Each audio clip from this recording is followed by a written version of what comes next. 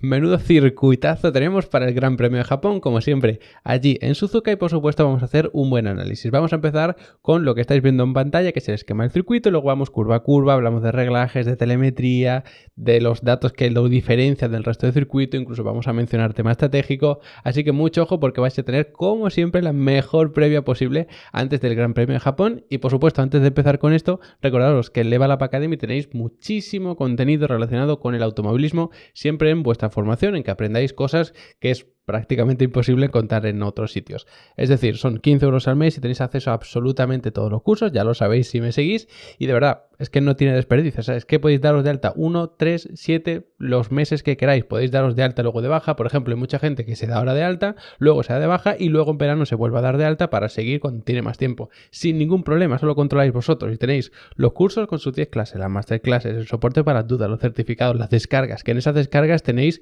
plantillas, tenéis documentación, tenéis archivos de instalación, tenéis prácticamente de todo. O sea que, de verdad, echarle un vistazo, ya sea pues porque os queréis dedicar a esto de alguna forma, pues a nivel de piloto, a nivel de ingenieros, a nivel de mecánico, a nivel de periodista, como si simplemente tenéis una afición, os gustan los simuladores, queréis aprender más sobre setups, por ejemplo, sobre pilotaje, sobre telemetría. De verdad, echarle un vistazo que vais a aprender un montón. Y dicho esto, vamos ya con el vídeo, por supuesto. Esto es el esquema general del circuito, como siempre con sus 3 sectores, y aquí sí que son bastante diferentes entre ellos. En Australia, bueno, había un sector de más velocidad que era el segundo, pero aquí sí que hay bastantes más diferencias. Empezamos con el primer sector, porque está caracterizado por una recta bastante larga y una serie de curvas de alta velocidad. Las curvas que además caracterizan este circuito, entre otras muchas cosas, porque es verdad que es un circuito bastante especial.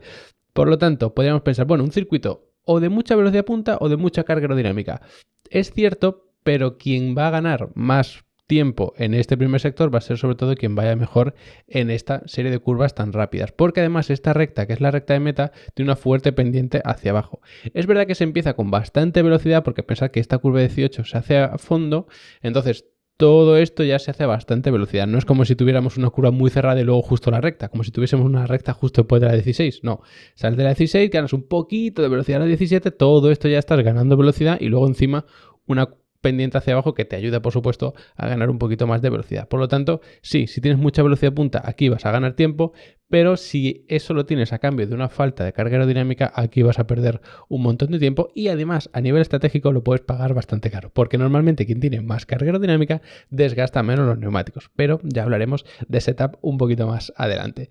Luego tenemos el segundo sector, que es una serie de curvas, bueno, esto es de mucha velocidad, luego velocidad media, velocidad baja, una zona de mucha velocidad, curva rápida, es decir, el segundo sector es el más equilibrado. Si hay un equipo que va bien en el segundo sector es porque tiene o un coche o unos reglajes muy equilibrados que le permiten tener un coche pues que bueno, que va bien en recta, va bien en curva lenta, va bien en frenada, va bien en curva media y rápida, es decir, un coche, como digo, muy bien equilibrado. Y luego el tercer sector sí que puede ser más de esos equipos que tienen más velocidad punta, porque veis aquí que tenemos una curva 15, que es la famosa 130R, pero es que se hace absolutamente a fondo, es decir, no hay que levantar lo más mínimo, de hecho es con un poquito de giro de volante, esto Fórmula 1 la trazan sin ningún problema. Por lo tanto, todo esto es muchísima velocidad, todo esto también, y luego lo que tenemos es una frenada y una serie de curvas de velocidad media. Por lo tanto, si vas bien en el tercer sector, probablemente sea porque tienes mucha velocidad punta o porque además tu coche es especialmente eficiente frenando, porque esta es la frenada más fuerte de todo el circuito, sin ninguna duda.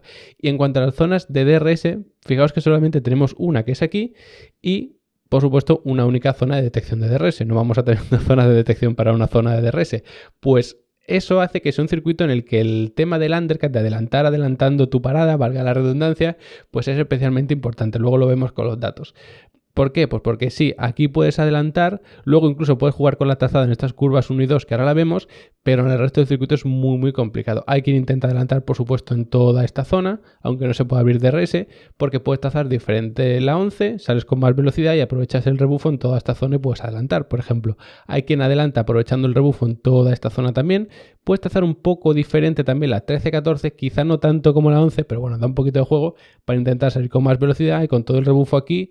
Te acercas, te mantienes lo más cerca posible aquí y luego incluso apurando frenada puedes adelantar. Pero no es un circuito como teníamos en Arabia que simplemente tenías que ponerte detrás con el rebufo, abrir DRS y adelantar. Es un circuito en el que adelantar es bastante más complicado. Dicho eso, podemos ir ya con todas las curvas que tiene este circuito. Por supuesto, empezamos con la curva número 1, curva 1 y 2, luego vemos la distancia desde la meta hasta el primer punto de frenada, pero ya os adelanto que es bastante larga porque además no se frena en la entrada de la curva 1, sino que se frena más o menos en la mitad, es decir, no se frena aquí para ir perdiendo velocidad y luego ir atacando poco a poco, no, es que esta curva 1 es tan abierta y estos coches tienen tanta carga aerodinámica que se podría hacer a fondo teóricamente o casi a fondo, pero claro, luego te encuentras con la 2 y ahí se te complica. Pensad que esto es una pendiente hacia abajo muy fuerte y luego aquí tenemos una pendiente hacia arriba. Eso también va a marcar mucho las trazadas. En la salida, ¿dónde está la clave? Pues sin duda salir lo mejor posible, porque si tú vas adelantando puedes ganar alguna posición. Si te van adelantando, que hay bastante espacio para que lo hagan, entonces ya te vas a tener que conformar con los huecos que te vayan dejando e incluso puede ser más complicado evitar algún toque o algún accidente en caso de que sea la cosa más grave. La clave absolutamente, entrar bastante abierto en la 1, redondearla bien y hacer todo esto, curva 1, 2 y por supuesto salida de la 2 hasta el final, como si fuese una única curva. ¿Cómo se hace esto? No se puede mantener el giro de volante exactamente todo el tramo, pero lo que hay que hacer es atacar con mucha confianza la 1, perdón, un poquito más abierto, sería más o menos por aquí, ir perdiendo velocidad, aquí ya se estaría frenando y por aquí vamos frenando y luego ya a partir de aquí se acelera. Mucho ojo, tanto con la entrada de la 1 que es cuesta abajo como con la salida de la 2 que es cuesta arriba, porque claro, si tú vas cuesta abajo, el coche tiende a irse fuera de la curva.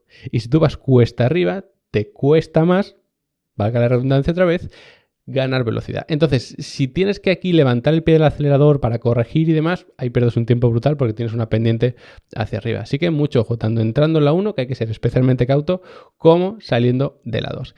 Luego tendríamos la serie de curvas probablemente más especiales del circuito, incluso me atrevería a decir casi de todo el calendario, salvando algunas, estaréis pensando a lo mejor en Norrus, Radillon de Spa, algunas de estas, pero yo creo que estas S que tenemos aquí en Suzuka son de las más especiales. Venimos por aquí, por supuesto, en la curva 3 y la clave absolutamente es no atacar pronto las curvas. Si empiezas, por ejemplo, la 3 y la atacas muy pronto, te vas a venir largo la 4, vas a tener que corregir, ya pierdes tiempo.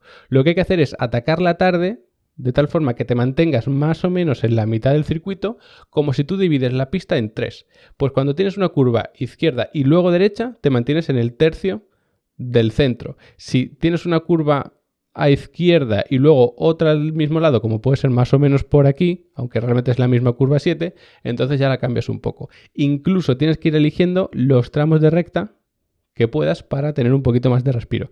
Es decir, aunque parezca que son 3, 4, 5, 6, 7 todas juntas, pensad que entre la 4 y la 5 tenemos un poquito más de respiro que, por ejemplo, entre la 5 y la 6 y entre la 3 y la 4, que también es muy poco espacio. Entonces, en estas tenemos que elegir el centro de la pista y en estas que tenemos un poquito más de respiro, tenemos que intentar ir al tercio exterior para luego atacarlo por aquí, por supuesto, en la parte más interior del circuito, nos mantenemos más o menos a mitad de pista y luego atacamos la 6. Y así sucesivamente. Y además, dato muy importante, esta curva 6, que bueno, además va cambiando el peralte, la inclinación, no me quiero parar tampoco demasiado, pero un detalle muy interesante de la 6 es que no se puede atacar aquí pronto. Es decir, aunque tú te abras en la entrada de la 5 para salir cerrado y estar más abierto a la 6 y demás, no la aproveches para atacar aquí. Porque entonces lo que va a pasar es que al final de la curva 6 te va a sorprender, te vas a comer demasiado este piano y ya quizá no te da tiempo a trazar esta curva 7. Que si te lo montas bien se puede hacer a fondo o levantando un poquito. Cuanto peor traces la salida de la 5, más vas a tener que levantar en la 7. Y esto es la clave siempre os lo digo. Hay que tener en cuenta la primera de las enlazadas. En este caso un pequeño respiro entre la 4 y la 5 más o menos y eso es clave, ¿vale? Empezando la 5 tienes que estar pensando ya en la curva número 7. Luego tenemos un tramo de recta muy pequeñito. En salida, pues alguien a veces intenta asustar un poco, no tanto adelantar, pero asustar sí. Llegamos a la curva 8, una curva muy complicada porque el circuito aquí es muy estrecho y se va a muchísima velocidad. Pensad que esta curva realmente es muy abierta y se va a mucha velocidad. Entonces es golpe de freno, tirar el coche con toda la confianza del mundo y hay que tener mucho cuidado con los pianos interiores. Aprovecho esto para decir que es un circuito en el que se aprovechan más los pianos exteriores que los interiores. Y cuando hablemos de los reglajes, os explicaré por qué. En cualquier caso, hay que atacarla, por supuesto, con toda la energía y todo el optimismo posible. No hay que estar pensando que si ataco pronto, que tarde, nada. Hay que pegar frenazo, tirar el coche y una vez que ya estamos bien apoyados en este piano, ganamos la zona del asfalto para frenar con más eficiencia y aquí sí que hay que reducir varias marchas además para poder trazar la curva número 9, que además tenemos por aquí el resto del circuito porque ya sabéis que es el único circuito que tiene forma de 8, entonces ya nos apoyamos por aquí, podemos pasar por aquí, que veis que tenemos como una especie de puentecito, y llegaríamos a la zona de la curva 10, 11 y 12. Ojo, la 12 es por aquí. No tenemos esta especie de alternativa, no se utiliza en Fórmula 1. Puede parecer esta zona bastante tonta, una curva cerrada, ok. Dos fallos tipiquísimos en estas curvas 10 y 11.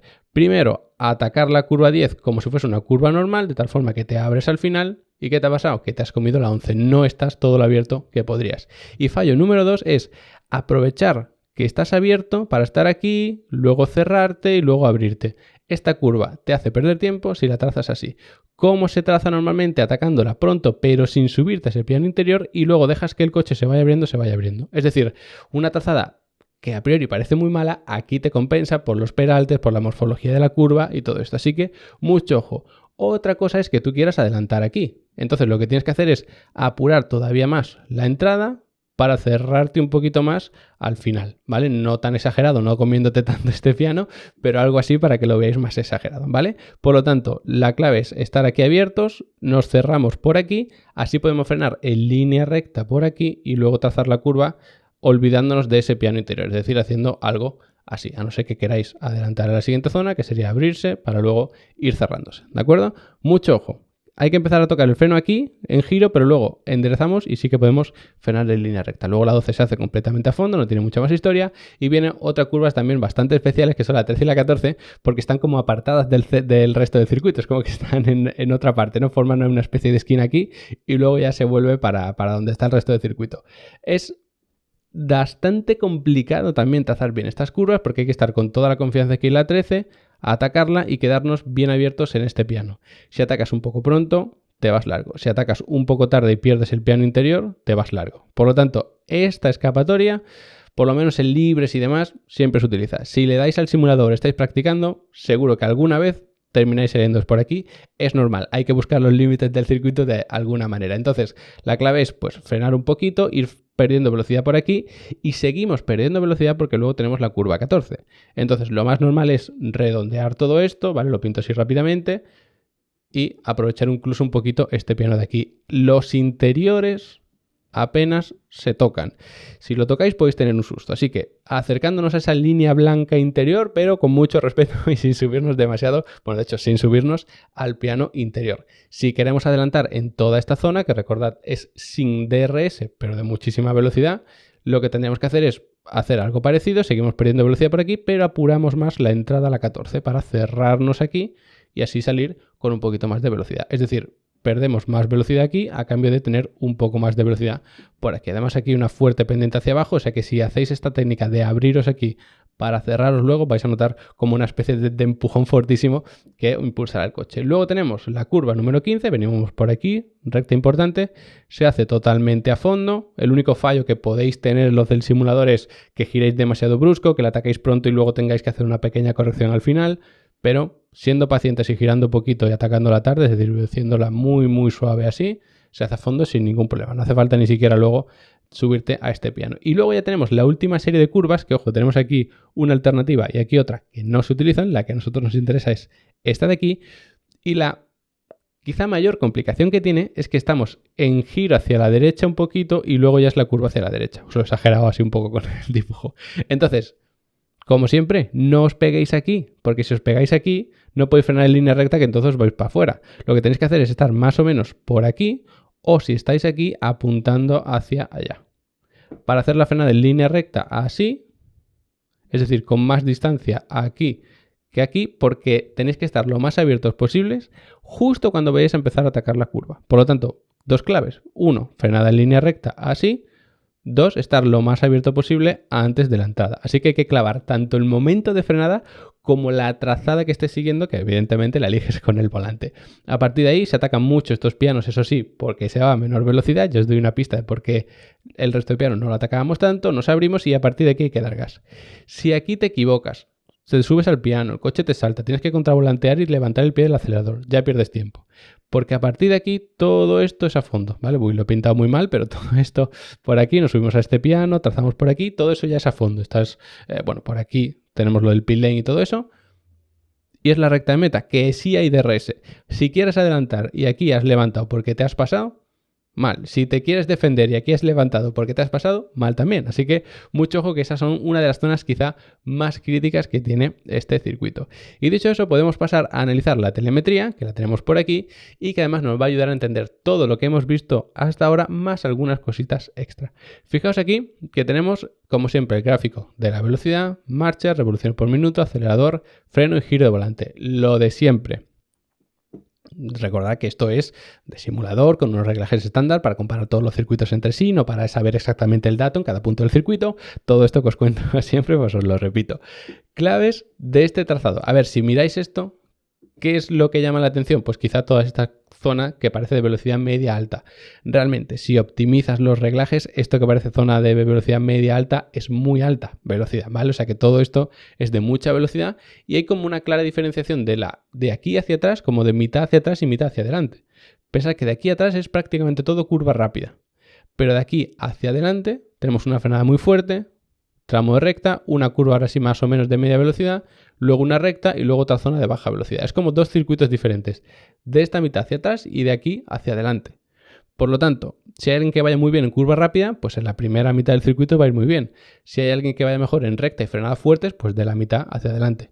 ¿Qué pasa? Que nosotros no tenemos los datos de mitad del circuito hacia atrás y mitad del circuito hacia adelante, lo tenemos por sectores. Entonces, sabiendo que el primer sector es más o menos hasta aquí y luego el segundo sector por aquí, pues bueno, podemos hacer esa comparativa, ¿no?, que os decía antes, viendo a ver quién puede ir mejor en cada uno de los sectores. En cualquier caso, en el primer sector que yo os decía, si tienes velocidad punta puedes sacar algo de rendimiento en la recta, pero claro, vas a perder tiempo luego si no tienes carga aerodinámica al final.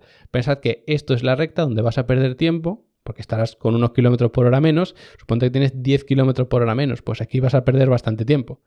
Pero si esos 10 kilómetros por hora menos en recta te ayudan a ir 10 kilómetros por hora más rápido en prácticamente todo esto, pues evidentemente te va a ayudar mucho, ¿vale? Simplificando, por supuesto, todo este estudio, ya sabéis que no es tan sencillo como decir quito 10 kilómetros por hora aquí y los pongo en otro lado y se acabó, ¿vale? Así que mucho ojo con eso. Y luego, fijaos en el freno, hay muy poquitas frenadas, una frenada flojita porque se va con bastante giro, esta es la de la 1, otra frenada también que es con bastante giro, un par de frenadas también flojitas y luego, sin ninguna duda, la frenada más fuerte es la que tenemos aquí. O sea, fijaos que no tiene nada que ver esta frenada, que es un pico mucho más alto, además mucho más largo, que es el de la última curva, el de la curva 16, con el resto. Y fijaos en un detalle, vamos girando un poquito, hasta que luego ya intentamos frenar lo más rectos posible, ¿vale? Por supuesto, el pilotaje no es el óptimo, ni mucho menos, ya sabéis las limitaciones que tenemos en este sentido, pero sería algo así, ¿vale? O sea que un circuito bastante diferente según cada uno de los sectores. Y habiendo analizado ya eso, pues podemos pasar a relatar cada uno de los datos que caracterizan a este circuito de Suzuka. Un dato que no podíais saber porque no os lo he contado, la longitud del circuito. Tenemos un circuito de algo más de 5,8 kilómetros, pero vamos, 5.800 metros. Es un circuito de los largos, o sea, al final es el sexto más largo que tenemos en el calendario, pero estamos lejos, por ejemplo, del de Bélgica, que eran 7 kilómetros, ¿vale? O sea, eso es ya como jugar en otra liga, pero sí que estamos en una longitud parecida al que tenemos, por ejemplo, en Arabia Saudí, bastante más largo que el de Australia. Dicho esto, ¿cuántas vueltas vamos a dar? Pues muy poquitas, 53 vueltas, que siempre va acorde pues con la velocidad del circuito y sobre todo también su longitud. ¿Esto qué nos va a indicar o qué pista nos puede dar, mejor dicho? La importancia del undercut.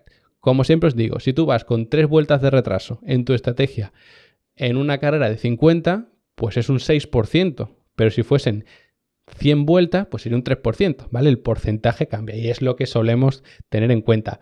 ¿Pero qué factores influyen más? Uno, la degradación. Si hay mucha degradación, cambiar de neumáticos, incluso aunque tengas un medio y pases a un duro, te puede dar mucho tiempo.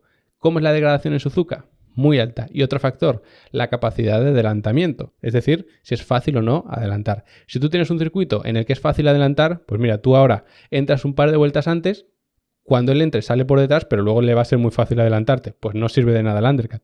Pero es que en Suzuka no es fácil adelantar por lo que decíamos al principio. Tenemos solo una zona de DRS y además no es de las más largas y más fáciles del calendario. Así que se dan los 3 factores para que un undercut sea eficiente en este circuito de Suzuka y seguro que vemos a gente intentándolo o cayendo en la trampa que le ponga otro piloto. Es decir, tú haces el engaño de, oye, que voy a entrar, el piloto delante entra, tú te quedas fuera y a lo mejor eso te sirve para ir a una estrategia de una parada en vez de 2. Pero ya os adelanto, normalmente en Japón se van a hacer estrategias de 2 paradas. ¿Puede alguien hacer un intento de estirar mucho el neumático duro y luego también el medio hacer una sola parada?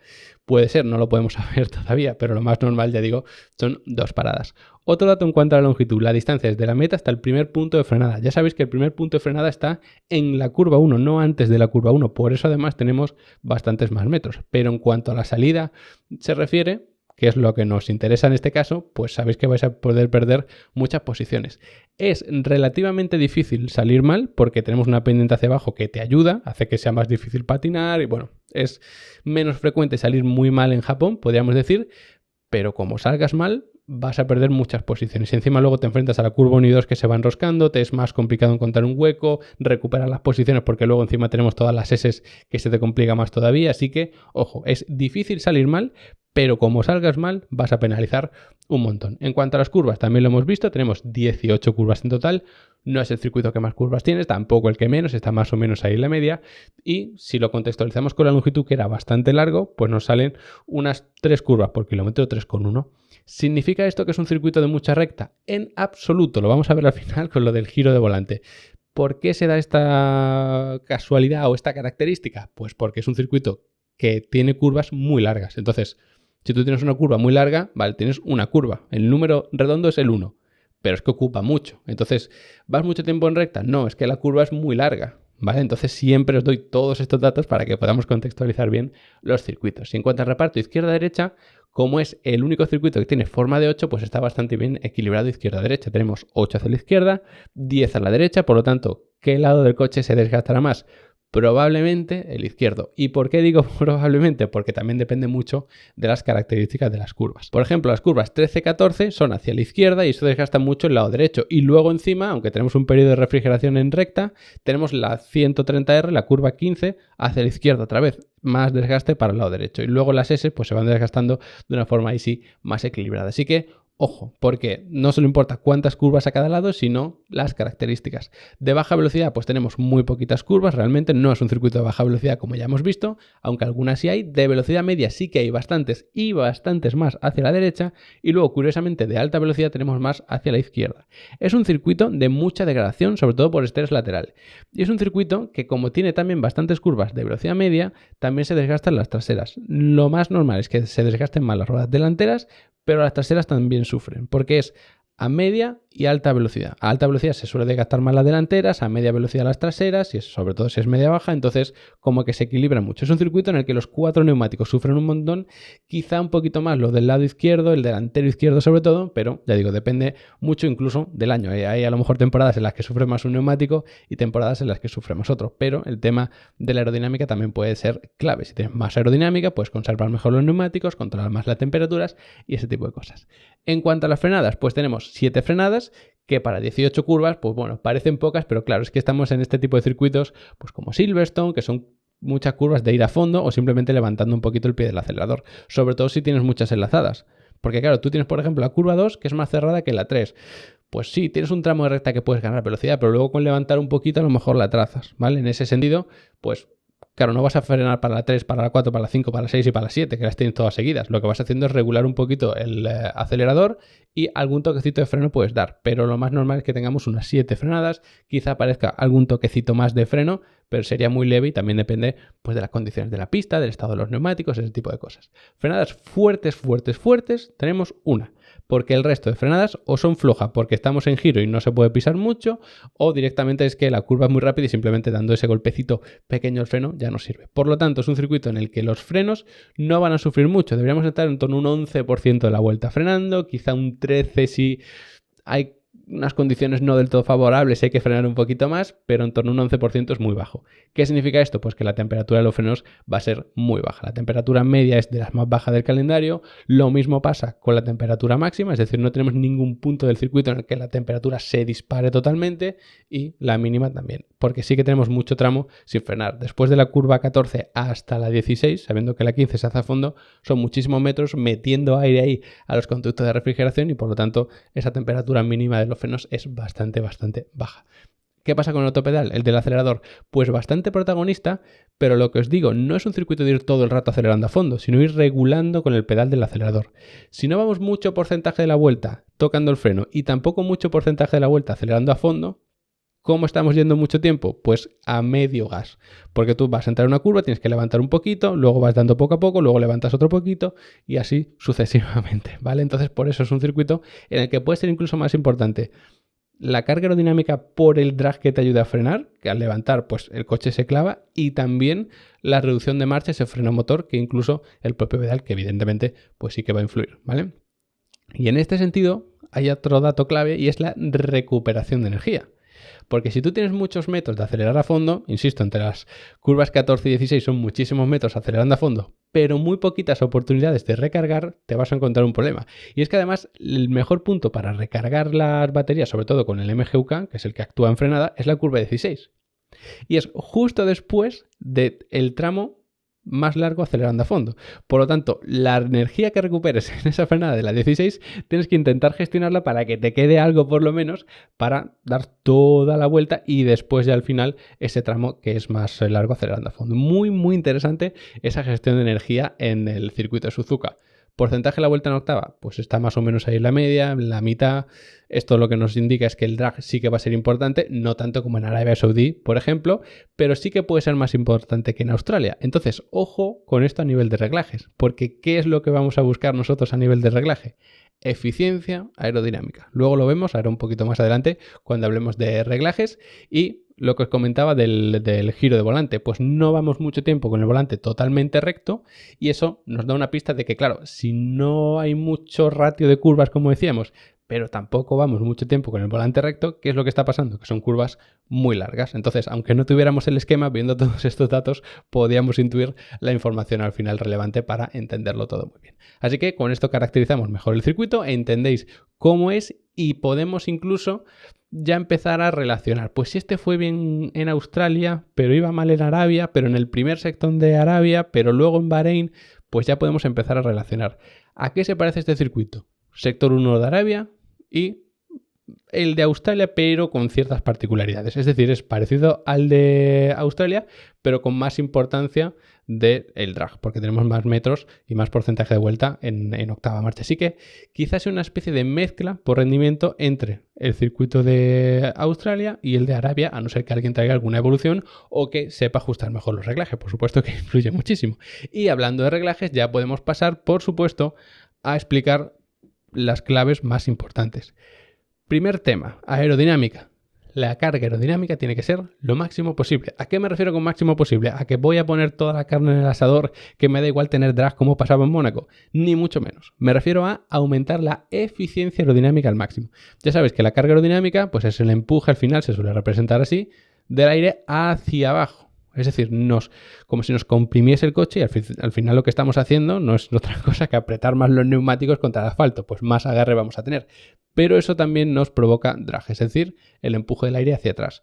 Es un circuito en el que vamos mucho tiempo en octava marcha, por lo tanto, ese drag nos va a salir bastante caro. Pero también es verdad que en la mayoría del circuito esa carga aerodinámica nos ayuda mucho. ¿A qué me refiero con la eficiencia aerodinámica? Que depende del equipo, del concepto de coche, de cómo esté diseñado. Hay algunos que aumentar un poco la carga aerodinámica apenas supone drag, es decir, consigues mucho empuje del coche hacia abajo a cambio de muy poco hacia atrás, y hay otros que llegas a cierto límite y si sigues poniendo un poquito más de carga aerodinámica resulta en tener mucho más drag. Entonces esto no te puede pasar, tú tienes que ir buscando el máximo de eficiencia aerodinámica. ¿Significa esto que vamos a obtener una carga aerodinámica media? A ver, eso ya sería demasiado optimista y además vas a tener mucha más degradación, es decir, es un circuito de carga aerodinámica alta, no extrema, pero sí alta. Entonces, desde ese punto de referencia, que siga aumentando la carga aerodinámica quien tenga más eficiencia aerodinámica, sobre todo si vamos aumentando. Es decir, si desde ese punto de partida poner más carga aerodinámica no te reporta mucho drag, entonces súbela hasta que te llegue a subir. Por supuesto, eso también te da un mejor comportamiento de los neumáticos, no se sobrecalientan tanto y al final eres capaz de conservarlos mejor. ¿Para qué te puede servir esto? Para jugar a nivel estratégico. Si tú puedes hacer suponiendo que hacemos una estrategia a 2 paradas, pues si tú en vez de parar en la vuelta 12, te puedes permitir parar en la vuelta 9, eso son 3 vueltas. que luego tienes que repartir en las dos siguientes tandas. Pero claro, si tú ya vas al límite, a lo mejor los dos siguientes stints no los puedes estirar tanto. Entonces ya no puedes hacer el undercut. Pero cuanto mejor conserves los neumáticos, más exagerado puedes hacer el undercut. Es decir, si haciendo un undercut ganas 1 segundo por vuelta, me lo invento, pues si eres capaz de parar 3 vueltas antes, ya estás ganando 3 segundos. Ya puedes tirar el undercut todavía más agresivo. Espero haberme explicado más o menos en este sentido. Y luego aparte, otra clave muy importante es la carga aerodinámica en el tren delantero. Como digo siempre, estos Fórmula 1 se estima ahora mismo en torno a un 70% de la carga con el suelo y el difusor. Por lo tanto, es una carga aerodinámica bastante centrada, un poquito atrasada, pero no se puede perder carga en estos neumáticos delanteros. Como pierdas carga aquí, sobre todo ese primer sector, vas a sufrir un montón, esa serie de curvas rápidas vas a penalizar, vas a perder mucho tiempo y además vas a tener más degradación. Un desastre absoluto. Vamos, entonces lo que tenemos que intentar es fomentar el agarre con este tren delantero. ¿Quién parece tener problemas en este sentido? Precisamente Mercedes. Por lo tanto, no esperaría yo un gran salto de Mercedes aquí, a no ser que hayan encontrado de repente la manera de hacer funcionar ese alerón delantero tan particular que tienen a cambio de pues, modificar otros reglajes o lo que sea. Pero si se mantiene la tónica que hemos visto en las anteriores 3 carreras, probablemente Mercedes sufra aquí, incluso quizá a nivel estratégico. ¿Qué pasa con el resto de los reglajes? Bueno, empezando por los frenos, ya sabéis que tenemos una toma de refrigeración por aquí, bueno, para la parte trasera también, por supuesto, es decir, hay que meter aire aquí a los frenos y por supuesto también por aquí para refrigerarlo, ¿no? Que se lo digan a Verstappen que tuvo ese problema de temperatura en los frenos traseros que al final le hizo abandonar. Pues como es un circuito en el que los frenos no sufren mucho, no tenemos problemas de sobretemperatura, podemos dedicar menos aire a refrigerar y por lo tanto más aire a que el alerón delantero genere carga, que mande más aire a refrigerar el motor, que mande más aire al suelo, que mande más aire a los pontones, a lo que sea, pero que ya nos ayude a reducir el drag o aumentar la carga aerodinámica, es decir, aumentar nuestra eficiencia aerodinámica. Ahí va a estar la clave. ¿Y por qué puede ser quizá un problema? Porque sí, es verdad que es uno de los circuitos que menos supone para los frenos, que menos esfuerzo supone para los frenos, pero como te pases de optimista, cuidado, que dices, bueno, como es un circuito en el que apenas sufre los frenos y encima la eficiencia aerodinámica me interesa muchísimo, pues apenas dedico aire, pues entonces a lo mejor sí te encuentras algún susto, pero lo normal, sin duda, es que eso no termine pasando, porque además tenemos un circuito de mucha curva rápida, en la que hay pequeños toquecitos de freno, entonces normalmente el balance de frenos se atrasa, es decir, frenamos un poquito más que de costumbre con el tren trasero. ¿Para qué sirve eso? Pues si tú estás girando con este coche, por ejemplo, hacia la derecha, y en esa curva frenas más de atrás, el coche tiende a cruzarse. Es como si este tren se deslizase hacia allá y este viene hacia aquí. Pues evidentemente el coche está como pivotando sobre sí mismo, ¿no? Pues eso nos ayuda mucho. A nivel de refrigeración también, porque siempre se calientan más los delanteros que los traseros, a no ser que tengas un problema como el de Verstappen, evidentemente.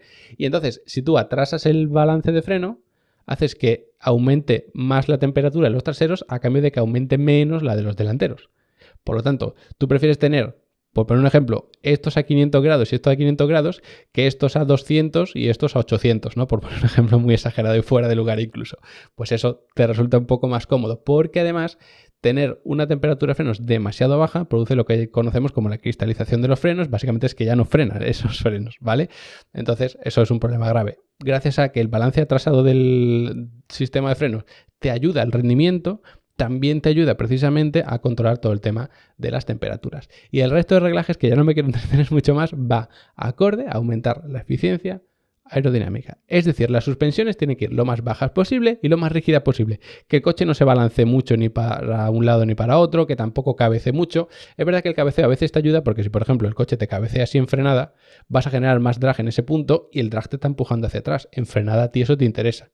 Y luego, si aceleras y se inclina hacia detrás, es decir, cabecea hacia atrás, entonces se pone más horizontal el coche. Bueno, eso lo tenemos muy exagerado con la generación anterior de Fórmula 1, que quien la siguiera, pues sabe que teníamos el Rey, que era como una inclinación muy exagerada del coche, es decir, el coche estaba como inclinado así, el suelo, ¿vale? Exagerándolo un poquito. Pero bueno, eso era otra historia, no me quiero liar mucho con eso. En cualquier caso, las suspensiones, como digo, lo más rígidas y lo más bajas posible. El truco este que he mencionado muchas veces, que puedes levantar el coche y ponerlo un poco más blando en cuanto a compresión para que luego en recta se vaya comprimiendo, o incluso en curvas rápidas el coche se comprima más. ¿Te puede ser útil? Sí, pero quizá no tanto. ¿Dónde puedes sacar un poco de beneficio de eso? Pues quizá en esta serie de curvas, que son las de menos velocidad que tenemos. Quizá también pues en las curvas 10-11, sobre todo por la 11. Pero claro, para estos puntos tan concretos en los que tampoco va a ser un beneficio brutal, no te interesa. Por lo tanto, como norma general, preferiblemente un coche bajo. En relación con esto, quizá tengamos otra vez el famoso porpoising, que ya sabéis que el año pasado al principio provocó muchos problemas. Quizá puede aparecer de forma no tan exagerada como ese año, pero a lo mejor sí que puede empezar a aparecer. Bueno, de hecho no fue el año pasado, fue en 2022, si no me equivoco. Pero bueno, ese problema podría aparecer porque es un circuito de bache, de mucha velocidad, de suspensiones muy bajitas y, muy importante, si tú evitas que el coche se balancee y tomas una curva muy rápida atacando el piano interior, ¿qué te va a pasar? Si el coche va muy bajito y muy rígido y de un lado lo empujas hacia adelante, es decir, si esta rueda de repente le metes un golpe así, pues que el coche se desestabiliza. Se puede levantar de aquí, tienes un problema. Entonces, por eso los pianos exteriores, que son bastante más horizontales, no tan agresivos, se aprovechan más.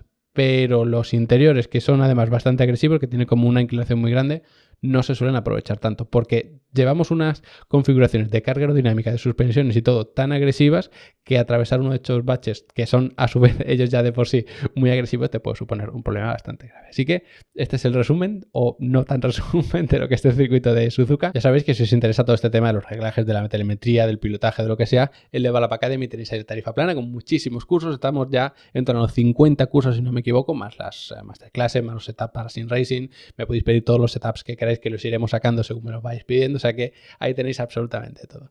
Como siempre, gracias por haberos quedado hasta el final del vídeo y nos vemos después del Gran Premio haciéndole un buen análisis.